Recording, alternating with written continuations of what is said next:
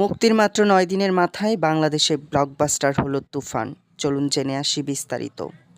এই ঈদে বাংলাদেশে রিলিজ করেছে এই বছরের সবচেয়ে হাইপ তোলা মুভি 'তুফান', যেটি ইতিমধ্যেই ভেঙে দিয়েছে বাংলাদেশের পুরনো সব রেকর্ড।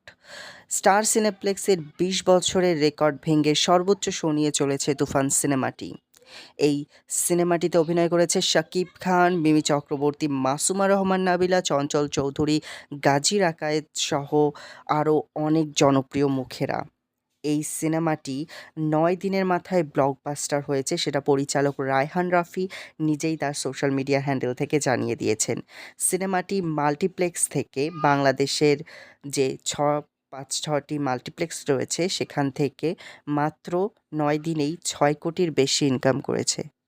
এছাড়াও সিঙ্গেল স্ক্রিন থেকে হাইয়েস্ট রেন্টাল টাকা তুলে নিয়েছে এই সিনেমাটি। তো তুফান ব্লকবাস্টার হয় আপনার মতামত জানান কমেন্ট বক্সে। ভিডিওটি ভালো লাগলে আমাদের চ্যানেলটিকে সাবস্ক্রাইব এবং আমাদের ফেসবুক পেজটিকে ফলো করতে ভুলবেন না। ধন্যবাদ।